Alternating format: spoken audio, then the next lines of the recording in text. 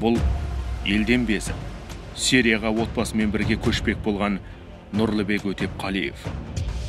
Ал бұл оның сыбайласы әрі қылмыстық сценарийдің ұйымдастырушысы Айбол Жолаев. Екеуінің де діни білімі жоқ. Интернеттегі радикалды уағызшылардың миға құйған шатпағына шырмалғандар.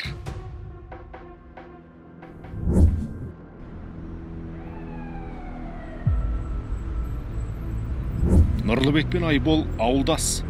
Алғашқысы медик болуды армандады. Бірақ жоғары оқу орнына түсе алмай, нәпақасын құрылыстан тапты. Ал Айбол бала кезінен ауыр дертке шалдығып, арбаға танылды. Бұған қоса жұбайы мен анасы тіл табыса алмай, келіншегі шетелге кетіп тынды. Өмірге өкпелімін деген Айбол іштегі күйікті интернеттегі джихад жайлы уағыздарымен иемдеп, айналасын азғырыпты. Мен сол Бурятский тыңдадық қой, сол ғой. Қасымда отырған жігіттер тыңдаттым бұл. Намаз оқитын жігіттер. Ұстаз жоқ, ұстаз шайтан деген дейсің. Бұл 2012 жылдың басы болатын. Нұрлыбекте құрылыстағы құрдастар арқылы шетелдік уағызшыларды танып, мешіттегі имамдарға айбат шегіп жүрген кезет. Отбасымен ауылға келген ол Айболмен кезігіп надандықты насихаттайтын жалған шейхтардың экстремистік идеяларына иланады. Бір-бірін қайрап, Шам жеріне көшеміз деп шешеді. Бұл байқай болды видео деген. Саған не ақша жетпей жүр ме, әлі бірдемеде жүр ме, сен барайық сөйлесейік, ақша жетпесе ақша берейік саған деген сияқты. Не қысылымшылық көріп жатсың, сен неге мындай болып кеттің, өзгеріп кеттің деп қой. Достарым асаннан нелер болды, сол бана сәләфилік бағыттағы. Интернеттен кімдерді тыңдадыңыз? Интернеттен Дарын, Халил сосын деген сондай асаннан.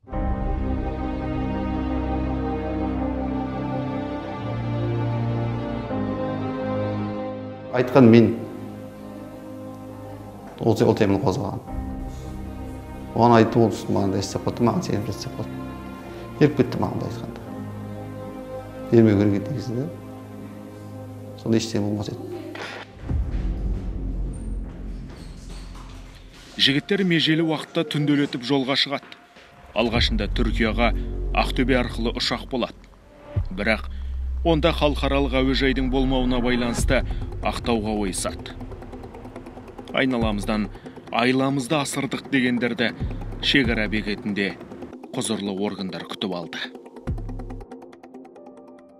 Бізде андай как будто ғұламалар сияқты сөйлеп кеткенбіз ғой. Ол деген дінмен почти ойыншық қылып жіберсек десек болады ғой, андай деген. Біз деген ойымызға келген айтып, қалай намаз оқымыз келді солай оқып, қалай жүреміз келді солай уже. Андай имамдар бүйтпеңдер, сөйтпеңдер деген олар вообще құлақ асқан жоқпыз ғой. Біздің мемлекеттің имамдар бар, діни басқарма бар, көп нәрсе деген не істесең. Любой сұрағын шешіп береді қазір. Аюға намаз берсін таяқ дейді олар.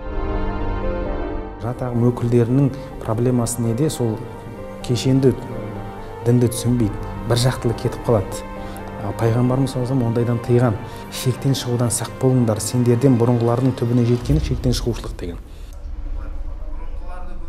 Дәстүрлі емес, теріс бағыттағы уағызшылардан тыңдап, олардың сондай теріс наставленияларынан ішкі кекті кімнен аларын білмей, бар кегін қоғамнан алу салдарынан болады.